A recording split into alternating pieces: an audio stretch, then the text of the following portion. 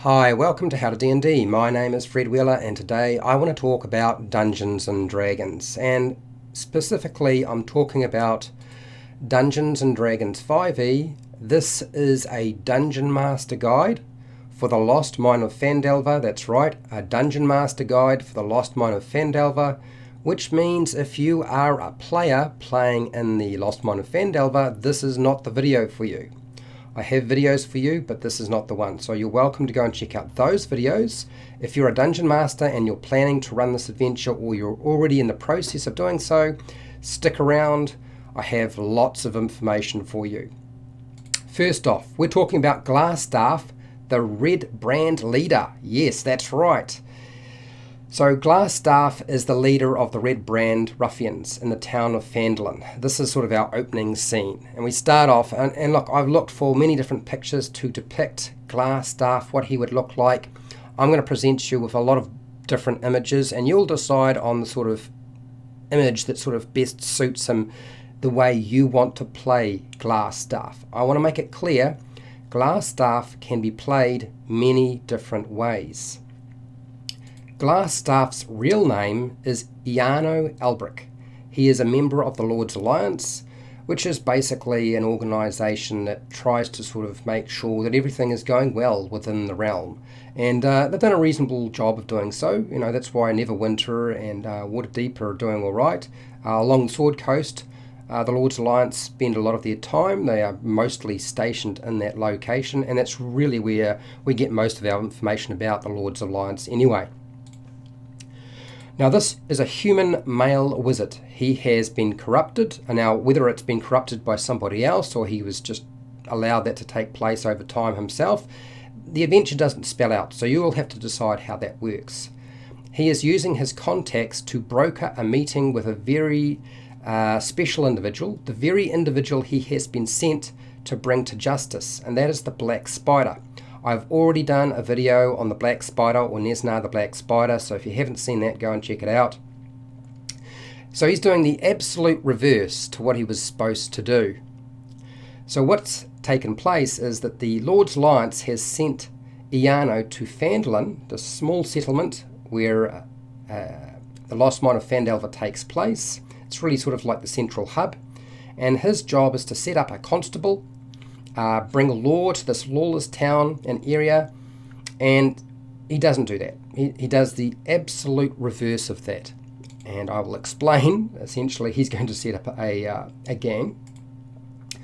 Now, the Black Spider, during their conversation and their agreement, has promised to share the secrets and wealth of the Forge of Spells, which is located in Wave Echo Cave.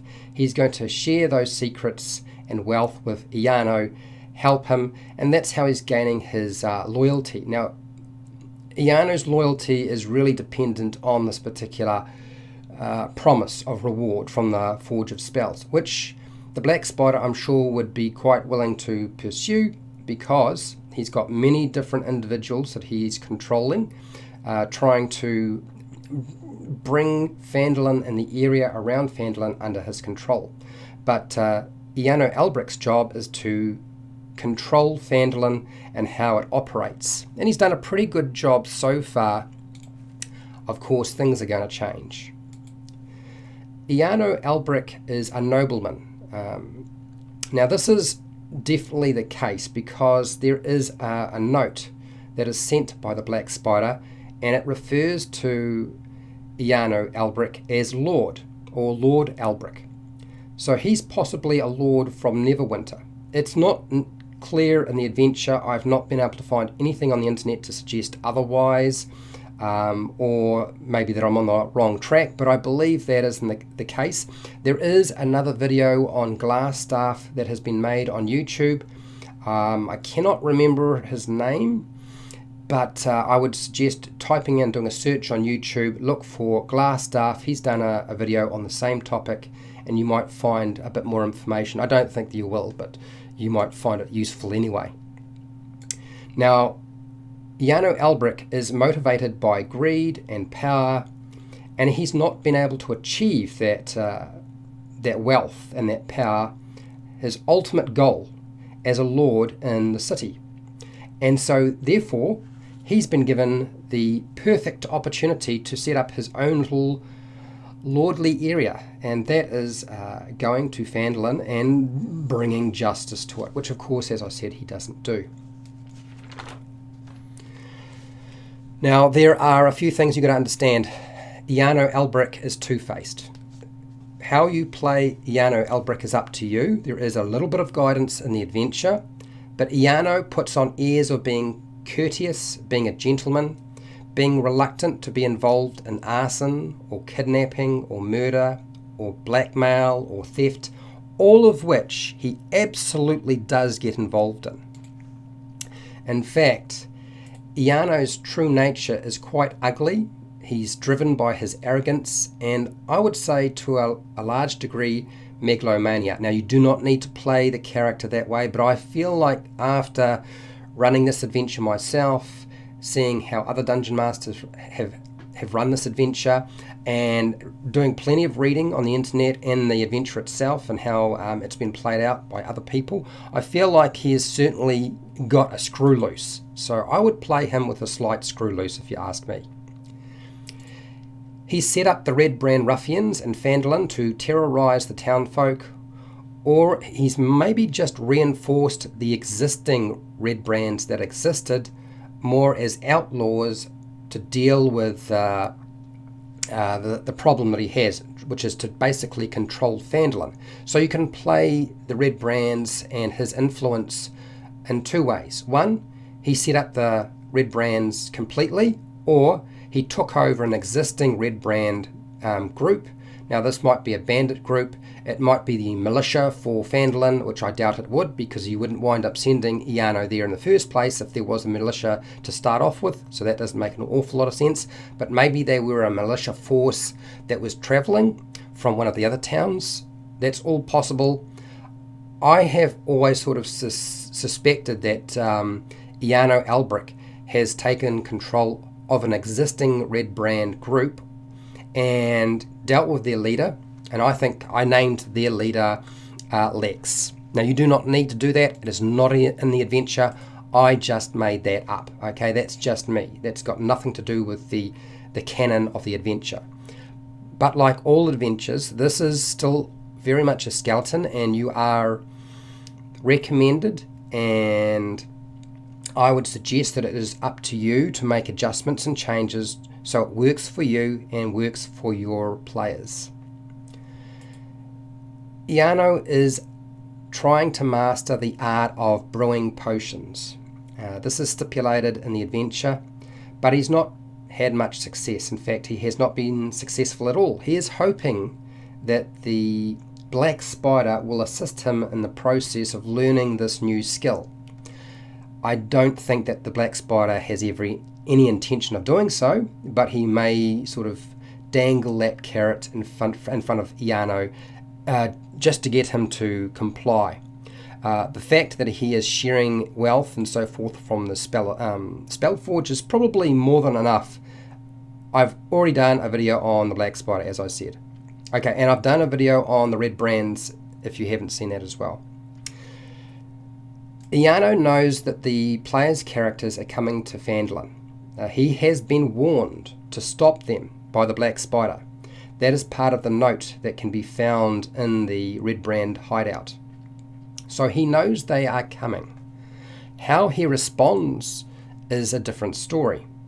The question is this: would Iano consider them a real threat, or just take precautions, or be overconfident in how he controls the town? Okay, so he may take lots of different precautions to deal with them. He may consider them a real threat and have somebody attack them. I think that the adventure is set up that that's not necessarily the case, but he should be at least looking for them.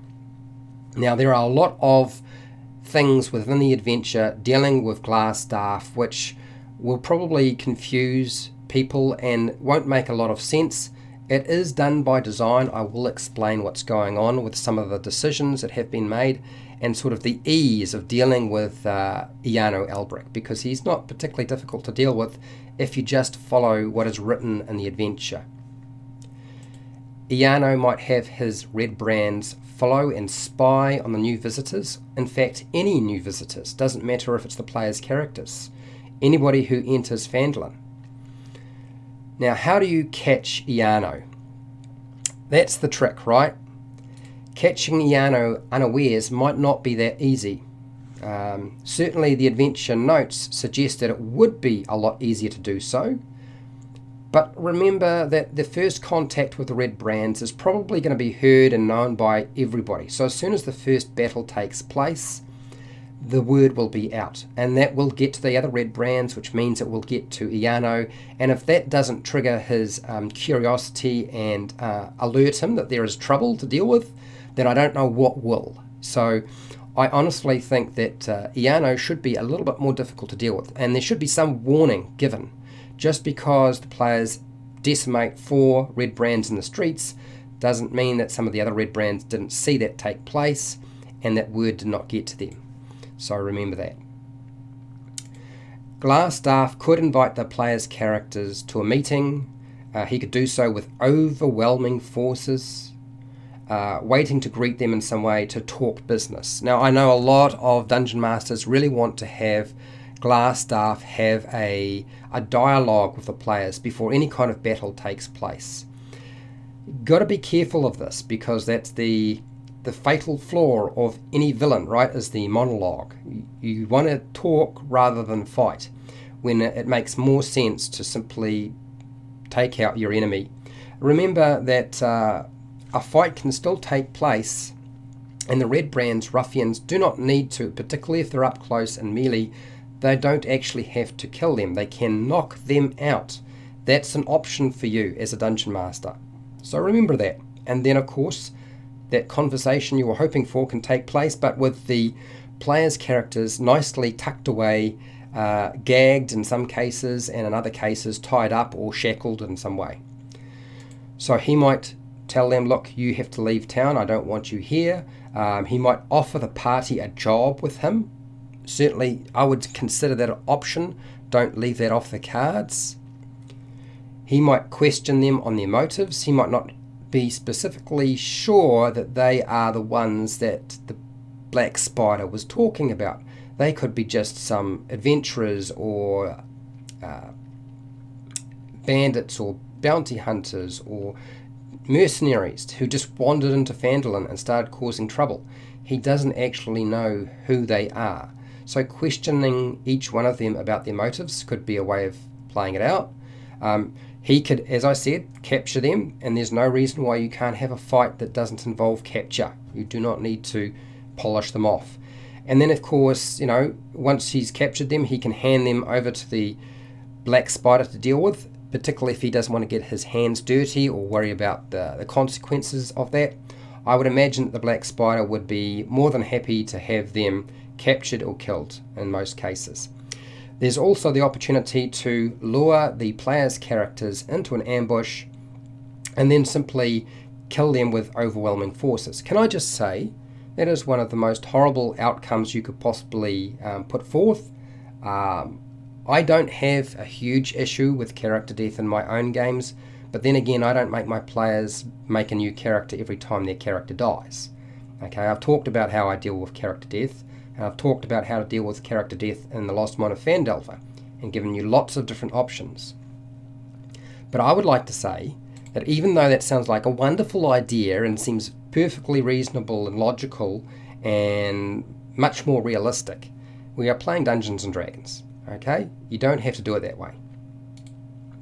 Iano has a rat familiar in his wizard's workshop who can warn the wizard of intruders. Now, this is a telepathic link, so nobody is going to ever be alerted that the rat has let Iano know that somebody has wandered into his wizard's workshop. So there should be something like this taking place. Now, here's the problem. It only works if the party don't go through the secret door that leads to Glasstaff's quarters. Otherwise, that rat familiar is kind of like a complete waste of time. It is up to you if you decide to shift the rat familiar to a different location. But remember, if you're moving the rat familiar to a different location just because you as the dungeon master know that they have taken a different route, can I just suggest that that is certainly a little bit dastardly, and I encourage dungeon masters to do things that will challenge and test their players, but there are other ways of dealing with that. Remember, you need to cover two different sides of Iano. You need to cover the front entrance and the back entrance. If you're going to do something like this, leave the rat where he is and put something else behind him so that he can be warned, rather than use the rat familiar and just move the rat familiar to wherever you want it to be, okay? Just so that you get the outcome that you want. There are other ways of doing that. You don't need to do it that way. If Iano is captured alive, he's likely to be a worm. Surrender, certainly. He's probably not going to fight to the death. He's going to give up information. He's likely to do whatever it will take to keep himself alive. And so I would play him that, like a worm. You don't have to do that, but that's what the adventure suggests. See page 20 in the sidebar, and it's titled What the Redbrands Know, and this is sort of information you can use that Iano can reveal. Now, a lot of that information is already stuff about Iano, and there's a big section on Iano and how he can be role played, what he knows and stuff like that. Use that stuff by all means. Okay? Next, there are two main ways that you can play Glasstaff in the adventure. Now, the first one is what is already essentially written in the adventure.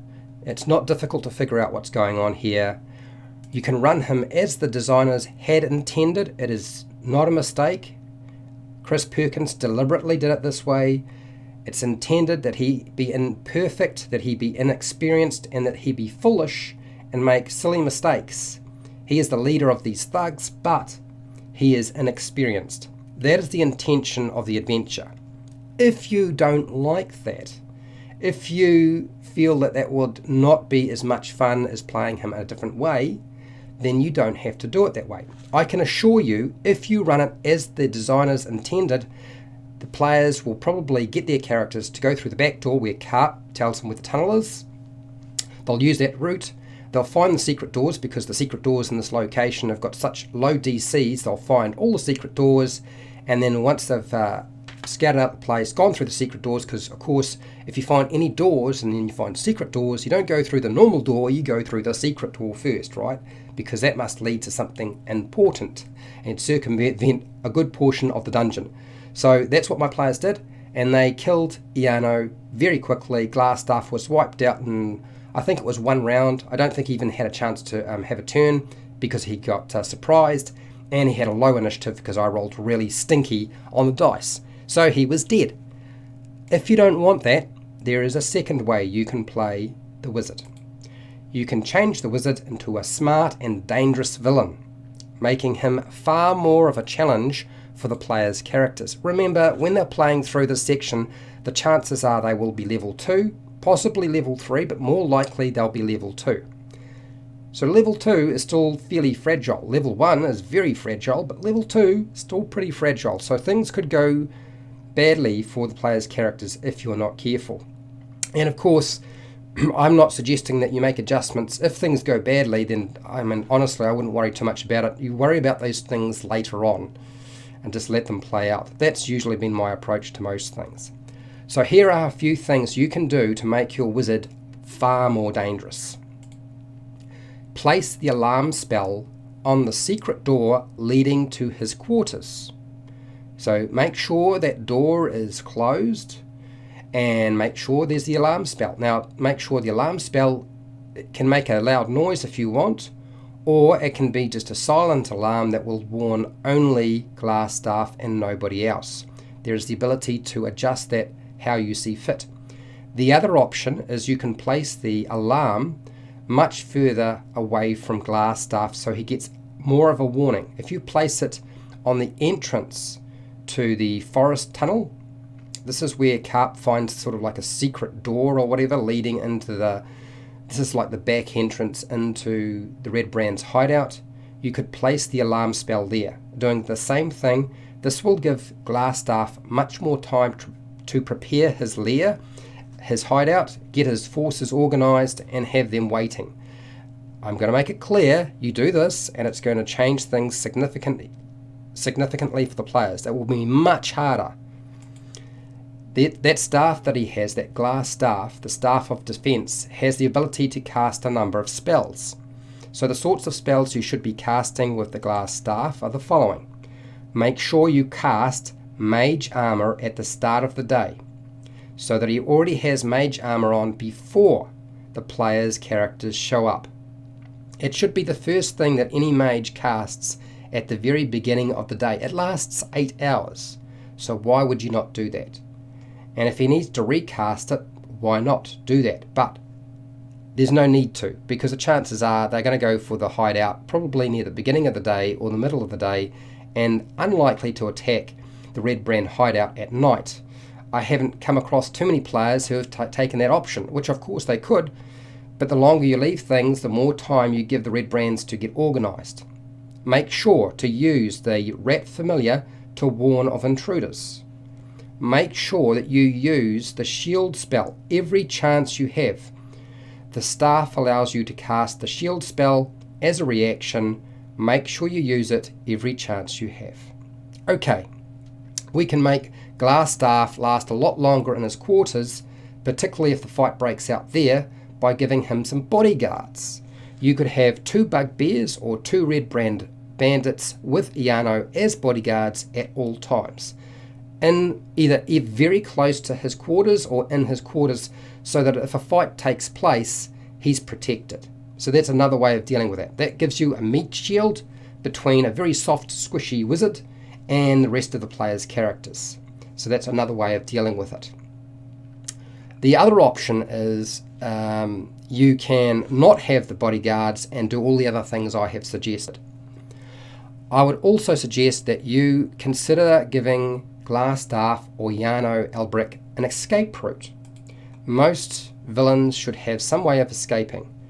So him escaping, he's got 2 different routes he can take. He can go through his secret door and out the back, or he can go through the front door, okay, the entrance to his quarters, and then just fade into the township of Phandelver. Maybe he has access to a scroll of disguise, something like that, disguise himself, and then you can bring him back later on as a villain at a later date in your adventure if you really want to. So a lot of things you can do with him. Okay, let's talk about a couple of the things that you might be asking your questions about with regard to how you deal with this character and how they interact and what they know about other characters in the adventure. Let's start with Gundren Rockseeker. Chances are that Iano knows of Gundren Rockseeker. He probably knows that Gundren is a miner. He might not know everything that the Black Spider knows regarding Gundren Rockseeker and his brothers. I don't think that the Black Spider would share every little bit of information with all of his sort of leaders. He's got a couple of different groups working for him, and I think he would keep a lot of that information compartmentalized so that nobody knows the whole plan and only the Black Spider or Nesna knows the Black Spider. So Glasstaff won't necessarily know what's going on with Gundren Rockseeker and that he's been captured or that they have a map to Wave Echo Cave. Those sorts of that sort of information is really up to you as a Dungeon Master to reveal if you feel it's necessary. But I would imagine that he knows something of Gundren Rockseeker. Next, what about Sildar Hallwinter? In the adventure, it just says that Sildar Hallwinter, and I did a video on Sildar Hallwinter and Gundren Rockseeker, if you're asking. Basically, there's no indication that Glasstaff or Iano Elbrick and Sildar Hallwinter have actually ever met, or that they are friends. You could do that if you really wanted to. I don't think that that's actually likely. I think it's probably unlikely. I suspect they might know of each other, and that's probably about it. I would imagine that Iano Elbrick is probably not the most famous of the two. I would say that Sildar Hallwinter is probably more well known than Iano Elbrick. So just remember that. They won't necessarily know each other to any sort of extent. What sort of interplay does Haben Wester have with Iano Elbrick? In other words, is Iano Elbrick Glasstaff paying off Haben Wester to pretty much do nothing? I know a few people have suggested that they might be in league with each other. Certainly you could play it out that way if you felt like it would be a good way to go.